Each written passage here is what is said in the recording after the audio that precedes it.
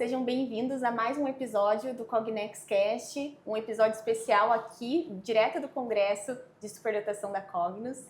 Hoje eu estou aqui com o Dr. Thiago Figueiredo, que vai ser um dos nossos palestrantes, para conversar um pouquinho sobre essas questões das altas habilidades e as outras áreas de temas de interesse dele. Thiago, obrigada por ter topado a nossa entrevista aí. E, bom, Thiago, eu queria começar te perguntando o que fez você levar a chegar até a psiquiatria mesmo. Você sempre quis ser médico? Então, cumprimentar todo mundo que está nos ouvindo. E antes de qualquer coisa, eu quero agradecer o convite, parabenizar vocês pelo trabalho. Enfim, já sou fã da Mari, da Mariana, e você conhecendo agora é um prazer enorme. E parabéns mesmo, eu acho que são informações como essa que hoje eu acho que realmente a gente faz diferença, estabelece canais de comunicação que são muito bons. Então, parabéns pelo projeto, parabéns pela iniciativa. E essa é uma mini enrolada para eu também responder a essa pergunta, né? Porque, na verdade, você sabe que essa é uma pergunta que a gente respondia desde quando a gente estava fazendo prova para a residência. A gente passa por algumas entrevistas, né? E uma das perguntas que eu tinha mais medo era exatamente essa: por que você quer psiquiatria? Né? Porque você está... esse é um compartilhamento que hoje eu falo com os meus adolescentes em consultório, que eu digo, não é fácil para a gente, né? Muitas vezes vislumbrar lá na frente um caminho, uma trajetória, uma responsabilidade de escolha de trabalho. E aquilo já está claro para você. Então, eu confesso que nem a medicina era algo claro para mim. Eu brinco dizendo que quando eu era mais novo, eu queria ser piloto de avião, né? E aí, como eu venho do sertão do Nordeste, meu pai dizia, esquece, porque avião a gente não tem nem acesso. Então... Mas aí foi, assim, a educação foi algo que sempre me apaixonou, embora eu tenha despertado para isso mais tarde, fiz a medicina e, na verdade, hoje eu me lembro que quando eu estava na faculdade, logo no início, meu primeiro trabalho foi no Grupo Balint, que é um grupo em medicina, que é muito interessante, inclusive, eu acho que hoje as pessoas acabam falando pouco, mas é um grupo que já trazia para a área médica a vertente da saúde mental, ali dos pacientes que estavam internados, dos pacientes que... como que a gente abordaria de uma maneira mais humanizada, que nada mais era do que olhar para essa perspectiva do sofrimento, que vem junto com a doença física. E aquilo sempre me apaixonou. Eu acho que eu sempre gostei muito de neurociência e, inocentemente, eu não sabia nomear, né? E sempre gostei muito da parte de saúde mental, sempre fui muito conversador, assim, em relação... nos meus momentos íntimos. E aí a psiquiatria foi uma escolha muito feliz. Eu me lembro que até o final da faculdade eu ia fazer clínica. Eu sou apaixonado por clínica médica, trabalhei com clínica médica durante muito tempo, sempre fui muito apaixonado pela semiologia médica. E aí eu me lembro que num momento de angústia eu conversei com uma professora e falei, olha, eu estou pensando em psiquiatria. Ela, meu filho, faça. E naquela época a gente tinha a psiquiatria ainda muito old school, né? Sim. Eu sou de uma época ainda que era mais tradicional, a gente tinha um contato que era mais superficial e limitado, né? Com a psiquiatria. Mas foi uma escolha muito feliz, eu acho que todos os dias eu agradeço a Deus mesmo por ter iluminado essa escolha, porque eu sou muito feliz fazendo o que eu faço. É um trabalho que eu acho que a gente precisa se reinventar todos os dias, inclusive dentro da maneira como a gente se conecta, mas que me proporciona tanta coisa boa, e eu acho que uma evolução também de conexão, né, com as pessoas, da gente entender. Eu acho que a diferença me apaixona, a verdade é essa, porque eu acho que a gente aprende muito com ela. Legal, legal. E as altas habilidades você foi conhecer quando?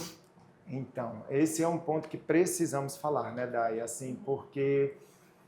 a verdade é que tudo isso é muito novo, o neurodesenvolvimento é muito novo. Eu acho que não só para a prática clínica, mas que eu acho que para a própria ciência, né? A gente tem acessado esses conhecimentos mais profundos, eu acho que há pouco tempo, até pelos próprios meios de acesso, e eu te confesso que as altas habilidades chegou depois do neurodesenvolvimento.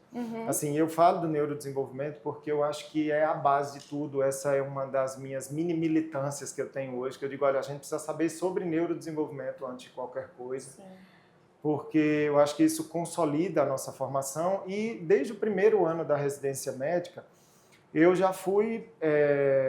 Eu fui voluntário de um grupo de pesquisa, que na época era o GEDA, que era o grupo de pesquisa déficit de atenção, do professor Paulo Matos, e foi onde eu já comecei a inclinar para o mestrado, para o doutorado, e sempre na área de neurodesenvolvimento. Legal. E aí, claro, que quando você começa a estudar aquele campo, vem isso. Eu não saberia precisar exatamente quando chegou, mas eu acho que a minha inclinação, hoje eu tenho algumas linhas de pesquisa na área de altas habilidades, e superdotação, e aí eu acho que isso veio já ao final do doutorado. Eu acho que os estudos em cognição social também... Eu me lembro quando eu estava escrevendo o tratado de cognição social, teve um dia que eu acordei e eu falei, gente, será que falta algum capítulo para eu colocar no tratado? E você fica naquele flow, né, assim, vários dias. E aí me veio uma coisa que já era de angústia de muita gente, era entender as dificuldades sociais nas pessoas superdotadas, né? Assim, que muitas vezes vinha como algo que remetia ao autismo, e eu falei, não, eu preciso falar sobre isso. Legal. Assim, a gente precisa ter algum espaço sobre isso. E desde então, eu acredito que isso tenha sido em 2018, mais ou menos, 2019, e aí desde então é uma área aí de xodó também. Legal. Aproveitando que você falou da cognição social, né, e a tua palestra já é sobre dupla excepcionalidade, a gente sabe dessa questão do diagnóstico diferencial, você acha que essa questão da cognição social, déficit de cognição social, é um marcador para diferenciar as altas habilidades do TEA ou não? Sem dúvida nenhuma. Eu acho que esse é um ponto central, inclusive, eu acho que a gente precisa se habituar mais a falar sobre isso, sobre o que é um déficit primário, o que é um déficit secundário. É justamente sobre isso que eu vou tentar trazer uma contribuição para a audiência, que é a gente ter essa visão clara do que a gente está examinando. Né? Porque muitas vezes quando a gente joga tudo na conta do fenótipo, da expressão comportamental, muita coisa se confunde, é natural. Exato. Né? E isso não só entre essas duas condições, mas eu acho que quando a gente fala de comportamento como um todo. Mas sim, isso é inclusive um dos estímulos que eu sempre faço, estudem cognição social, no sentido de entender o que é um déficit primário, por que a gente já vê marcador precoce, por que a gente vai buscar, dentro de um relato clínico, algo que já precocemente trazia ali alguns sinais atípicos, e a gente entender a variabilidade fenotípica. Eu acho que a cognição social ela traz um valor para a gente, principalmente nos dias de hoje, que é a gente entender a expressão a heterogeneidade de expressão e a variabilidade de expressão da comunicação humana, né? Em que muitas vezes você vai ter um traço autístico, mas que não quer dizer que você tenha o autismo, né? Assim como você pode ter uma pessoa que tem a sua competência social preservada e tem uma baixa motivação social. E a gente entendeu o porquê daquilo, né? Ou porquê que uma pessoa que nasce com uma dificuldade primária, ela tá louca para interagir ali o tempo todo, ela gosta de interagir, o cérebro dela sente uma recompensa positiva com aquilo e está sofrendo porque não consegue. Então, eu acho que vai ajudando a gente a entender esses fenômenos, essa heterogeneidade, nos dando uma segurança e tranquilidade de orientar, né? E, claro, eu acho que hoje exerce, além disso, um papel social dentro dessa conscientização e responsabilização que é a hiperinflação diagnóstica, né? De muita gente, e às vezes por falta de conhecimento, não por não estar identificando, mas por onde classificar. E muitas vezes essa classificação ela não é nosológica, ela é fenomenológica. Perfeito. Exato. Acho que esse foi um dos temas até que a gente veio buscando, então é muito legal ver que a gente está bem alinhado, né? A gente veio buscando, trazendo as palestras. Ontem eu e a Mari demos uma de dupla excepcionalidade, um mini curso, né? E entender o mecanismo, né? O que está por trás daquela dificuldade social. Eu acho que esse é o principal fator para a gente poder entender e diferenciar, né? Ou até realmente pensar na dupla excepcionalidade ou não. É só alguma das condições. Isso. Né? E outra, eu acho que traz para a gente, profissional, também um recurso muito valioso para a intervenção, né? A gente estava Perfeito. falando isso, assim, você tem uma experiência com o grupo, é isso que vai possibilitar você olhar para cada membro do grupo com necessidades ali diferentes e como você alinha isso. Eu acho que esse é um grau de expertise muito importante, assim, para a gente. Então, eu acho que muda no mais importante, que é como a gente vai conduzir. Exato. E aí, entrando já nessa questão da dupla excepcionalidade, uma das perguntas que até chegaram para mim ali dentro da clínica das meninas, né, em relação ao tratamento medicamentoso em casos de dupla excepcionalidade, né? Então, por exemplo, um Venvance vai funcionar da mesma forma para alguém que tem uma dupla excepcionalidade né, tem as autohabilidades do TDAH, diferente de como funciona para alguém que tem só TDAH, por exemplo? Isso. Olha, isso é algo também que eu vou trazer hoje para a gente discutir. Eu acho que é um tema que ele é transdisciplinar, que a gente precisa entender, que mais do que a gente falar sobre a categorização, assim, de dupla excepcionalidade ou não, é a gente entender essa neurobiologia. Tá. Assim, de maneira geral, a gente tem uma variabilidade de resposta geral. Então, isso também vai se aplicar a subgrupos. Eu não posso dizer que, pelo fato de ter a dupla excepcionalidade por si só, a resposta ela vai ser a mesma ou não, porque mesmo aquele indivíduo que está num subgrupo, ele tem as suas particularidades, né? Inclusive não só da dupla excepcionalidade, mas o que vai influenciar, o que vai ter questões de variabilidade. Primeiro, esse grau de hiperexcitabilidade neural que a gente vê em muitas pessoas superdotadas. Depois é a gente sempre olhar também para humor, sintomas afetivos que possam ali também estar associados. E isso com certeza vai trazer um impacto ali na adesão e na resposta. De maneira geral, a gente considera que existe uma possibilidade e uma probabilidade de boa resposta. Quando há a necessidade, há o prejuízo por conta relacionada ao funcionamento executivo, sim. Agora, o que hoje a ciência já consegue contribuir para a gente, principalmente da área médica, de ter uma cautela e um olhar diferente no manejo. É de que pessoas com um QI mais elevado, elas tendem, principalmente em alguns estágios do desenvolvimento, a serem mais sensíveis a algumas respostas, sejam positivas ou sejam negativas, né? E isso é a neurobiologia que traz para a gente alguns recursos de ancoramento, porque você está mexendo ali no nível bioquímico cerebral. Então, é exatamente onde você tem a modulação das funções e a gente precisa ter uma cautela maior, porque não é incomum que crianças, por exemplo, com TDAH e um QI bastante elevado, às vezes tolerem menos a medicação em alguns estágios do desenvolvimento, principalmente ali no início da segunda infância, por exemplo. Então é algo que a gente precisa considerar, embora essa resposta quem vai dar é o próprio paciente pela individualidade, assim, pela particularidade dele. Independente de ter altas habilidades ou não. Independente. Até porque, por exemplo, às vezes você tem um paciente que tem uma dupla excepcionalidade, aí colocando na esfera prototípica do TDAH e altas habilidades, e você tem um de QI médio também com TDAH. Às vezes, quem tem a dupla excepcionalidade vai responder melhor do que quem tem um QI médio.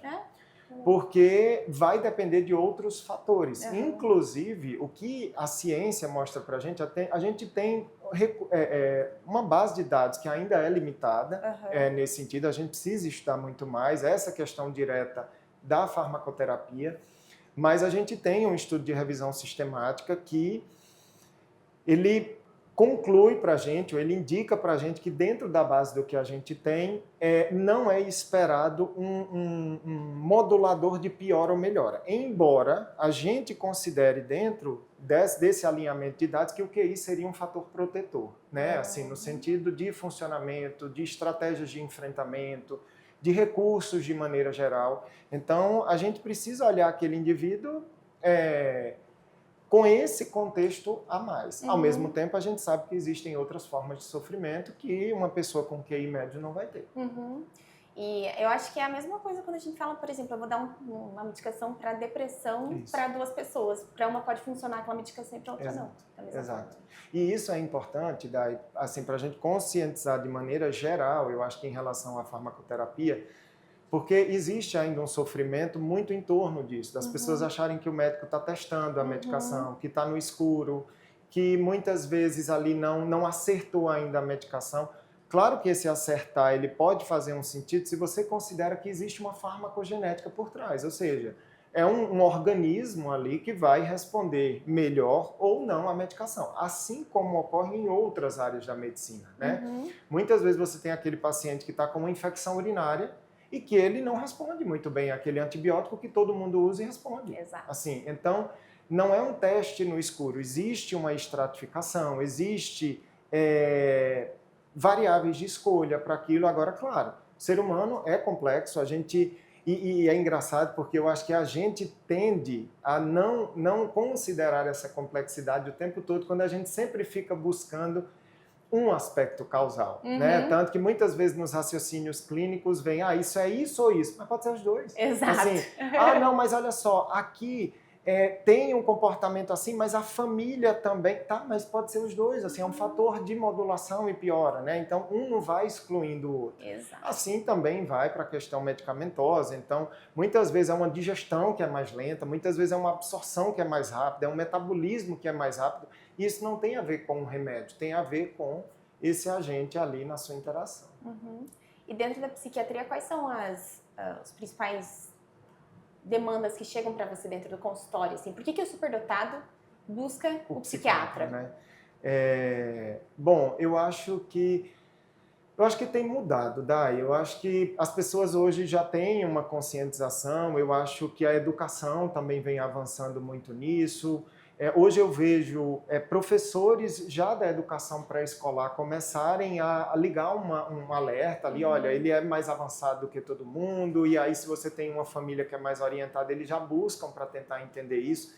E claro, e uma coisa que a gente precisa ter muito cuidado é que parece que nesse processo já chega muito nesse preparo de que se for eu vou ter que estimular bastante, né? Que é um dos pontos que a gente precisa desconstruir. E organizar essas informações, mas, enfim, por que busca? Na maioria das vezes, e aí eu acho que da maneira mais genuína que chega, eu acho que vem por um sofrimento associado. E aí é um dos temas que eu sou apaixonado na superdotação, que eu acho que a gente fala pouquíssimo, e que também, para os meus colegas psiquiatras, isso é muito importante a gente falar, que é a vivência do tédio nas altas habilidades de superdotação.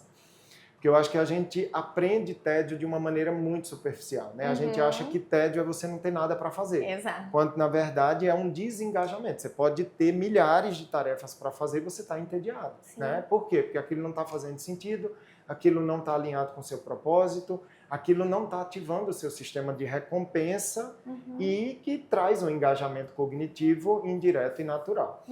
E eu vejo hoje interessante que, assim, muitas vezes eu já atendi pacientes adultos, inclusive, que já vinham em tratamentos com outros médicos, ou que já tinham passado por outros psiquiatras, às vezes achavam que tinha uma depressão que não estava respondendo e que, na verdade, estavam entediados. Exato. Às vezes eram pessoas que tinham passado num concurso público, estudado pra caramba durante muito tempo, e chega num determinado momento da vida em que a demanda ela fica muito mais previsível e aquilo precisa de uma reinvenção.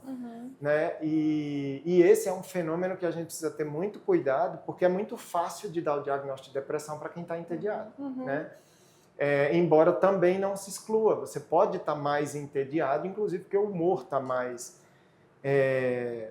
tá mediando mais aquilo. Mas é um fenômeno que é muito importante, muito relacionado também com o neurodesenvolvimento, é por isso que a gente precisa ter esse olhar do neurodesenvolvimento antes de qualquer coisa. Então é muito comum a suspeita de TDAH, a suspeita do autismo chega bastante também. Muitas vezes um desengajamento na adolescência em relação à questão escolar. E tem um desafio que aparece para a família, para o paciente, para a gente, que é aquele adolescente que começa a se questionar sobre os modelos educacionais, por que é assim, por que eu tenho que passar por isso, mas eu não aguento esperar isso tudo, Faz porque sentido, muitas já sei, vezes já aprendi, né? vem a urgência. E às vezes não é nem só a aquisição do conhecimento mesmo, mas tem a ver com o processo. Mas por que eu tenho que fazer isso? Por que eu tenho que fazer essa prova assim? Por que eu tenho que ler isso tudo? Por que eu já não posso fazer isso? Não, mas eu já queria estar na faculdade. Não, mas eu já queria estar fazendo alguma coisa com que eu vou trabalhar. E muitos deles, às vezes, abrem uma empresa com 16 anos hoje, com 15 anos, começam a trabalhar, começam a vislumbrar ali um outro mundo em que passar por esse processo ritualizado educacional vira um martírio, né? Assim, não, mas eu já sei, eu já posso produzir, eu já posso fazer isso. E aí é algo que traz para a gente um desafio e que, claro, vai chegar para a gente como um baixo rendimento escolar. Perfeito, exato. Tiago, eu queria que você contasse um pouquinho sobre o teu lançamento aqui no Congresso, que é um Atlas Clínico, né? De onde veio essa ideia e contar um pouquinho para a gente o que se trata o teu livro. Perfeito, obrigado por essa oportunidade. A gente escolheu, quando a Mari me convidou para vir para o Congresso, eu falei, opa, então vai ser o lugar, até por muito respeito ao trabalho de vocês, ao que vocês já vêm fazendo, inclusive na área das altas habilidades de superdotação, da dupla excepcionalidade. E esse é um manual, daí eu acho que eu escrevi de forma muito genuína. Eu acho que primeiro eu quis entender qual era o meu lugar de contribuição. Eu não queria falar sobre educação porque eu não sou da pedagogia, então eu não tenho expertise para isso, embora a gente precise se debruçar o tempo todo.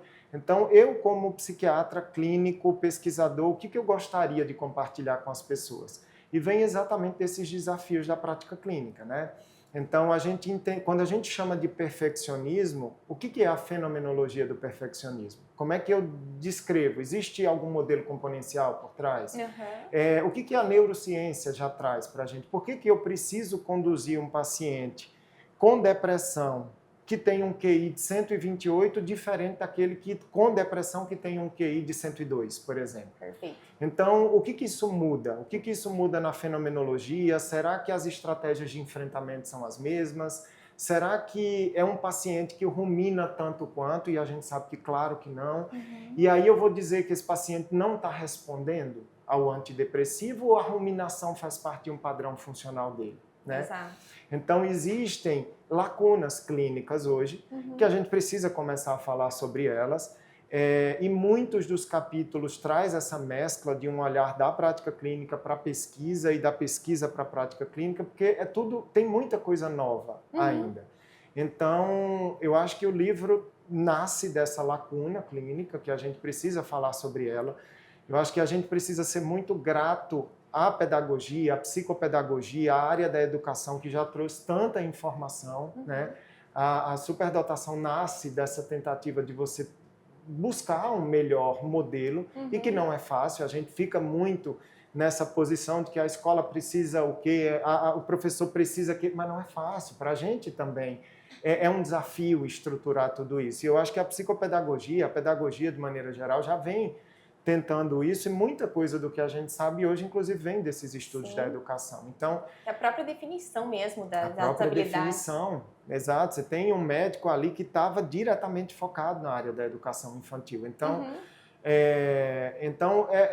eu digo genuíno nesse aspecto, de dizer o que a psiquiatria pode contribuir hoje, né? O que a gente pode falar sobre isso. E eu tentei, ao mesmo tempo, trazer um tom que as altas habilidades de superdotação merece, que é de não estar falando de patologia o tempo todo. Perfeito. Então, eu acho que esse é o primeiro ponto. Assim, eu não queria ficar falando de altas habilidades e depressão, altas habilidades e ansiedade, porque não era essa a mensagem que eu queria falar. Eu queria trazer que as pessoas são mais sensíveis, que as pessoas percebem o mundo de uma outra maneira, que as pessoas têm um pensamento divergente o tempo todo, que o questionamento ele não é chatice, que o questionamento às vezes é simplesmente uma tentativa de entender, e precisamos entender esse fenômeno, né? A gente tem na pesquisa registrada isso. Se você vai fazer uma pesquisa com profissionais, muitas vezes a gente tem um arquétipo ainda que é muito errado da pessoa com altas habilidades de superdotação. Então, foi proposital não trazer nada de diagnóstico específico, embora tenha um capítulo sobre dupla excepcionalidade que eu acho que é necessário. Legal, muito bom. Bom, já sobre a dupla excepcionalidade, já que a gente está falando dessas questões, né? Fale um pouquinho sobre esse teu livro também, que eu recebi aqui com carinho. Isso. Você já está em mãos aí com o Universo Paralelo. O Universo Paralelo acabou coincidindo 2 lançamentos esse mês, que eu estou muito feliz com os 2 lançamentos, porque são projetos que têm muito a minha marca. Acho que a gente vai amadurecendo também nos nossos projetos, né? E eu acho que o Universo Paralelo vem exatamente dessa interface, que é aquele...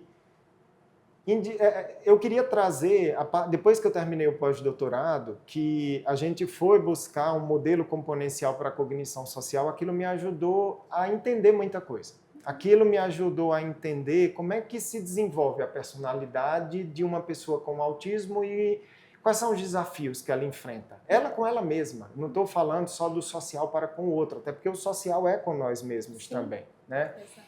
Quem eu sou como agente social, para onde eu vou, qual é o plano. Você começou me fazendo uma pergunta, e aí, por que você escolheu psiquiatria? Cara, e essa é uma resposta que passa um filme na nossa cabeça. E para a pessoa com autismo isso não é automático. Né? Assim, isso não é simples, não é uma resposta muitas vezes automática. Então, às vezes vai vir um pensamento mais analítico, às vezes vai ter uma latência maior de resposta, e eu queria falar sobre isso. Eu queria sair desse lugar de observador externo para trazer um pouco de voz para o interno também, né? Assim, de o que dá o barato nas amizades e o que é o desenvolvimento da sexualidade. Será que a sexualidade tem a ver com a automentalização, que é a gente falar sobre o próprio estado mental, o que eu gosto, o que eu não gosto, o que me incomoda? Sim.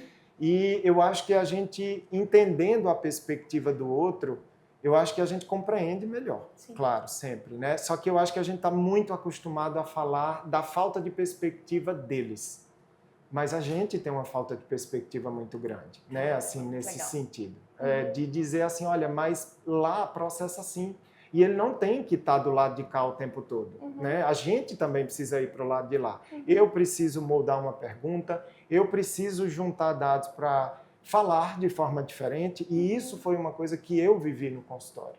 Ao longo desses anos, e eu acho que eu tenho muito ainda a modificar daqui para frente, eu fui mudando a minha maneira de falar com eles, né? De dizer assim, então vamos registrar, me ajuda a entender melhor assim, assim, assado, e eu acho que esse título, Universo Paralelo, eu acho que ele nasce disso. Não é de são pessoas que coabitam o mesmo espaço, com vivências semelhantes, embora particulares, e que o processo está na ponte. Assim, a gente precisa trazer essa ponte. E a ponte tem 2 lugares, né? Só que a gente não pode só olhar para o lugar de lá. Nossa, a gente tem que olhar para o lugar de cá também.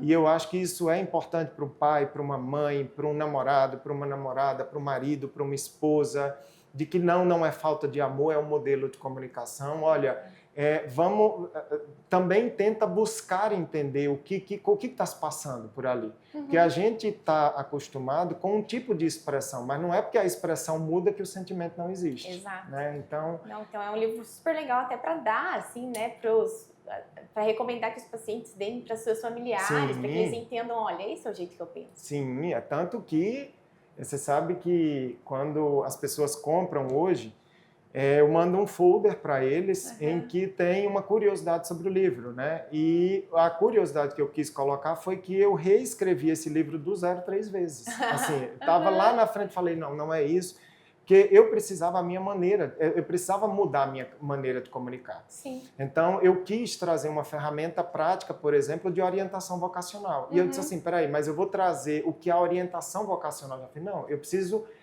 tentar viabilizar essa comunicação. Então, vamos perguntar de uma maneira diferente? Será que eu preciso perguntar da mesma forma? Será que eu vou perguntar, e aí, o que você quer, o que você gosta? Você quer ser advogado, você quer ser...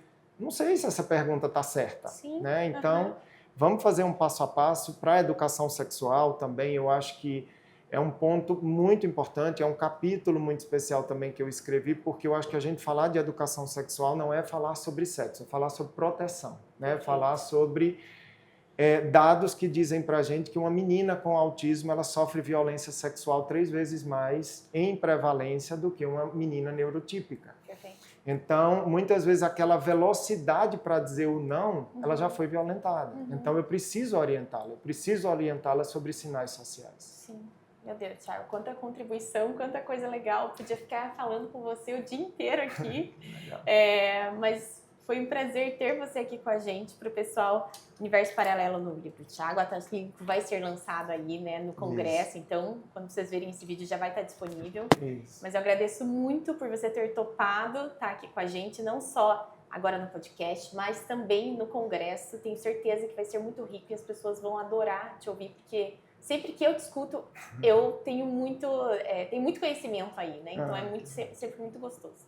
Dai, obrigado pelo convite, obrigado pela oportunidade e mais uma vez parabenizar assim, os projetos da Cognos de maneira geral. E você sabe que a gente tem isso em comum, né? A minha é Cognos com U, a de vocês é com O. Eu falei, então a gente já combinou. Exato. Mas sou muito feliz e sou muito apoiador de projetos que eu acredito que cumpram essa missão da psicoeducação, da desmistificação, e agradeço muito a oportunidade e para mim é um prazer. Imagina, pra gente que é um prazer. Obrigado. Pessoal, obrigada por terem assistido mais um episódio do Cognex Cast. Curtam o episódio, compartilhem, coloquem pessoas que vocês querem ver aqui também e fico aí pro próximo episódio.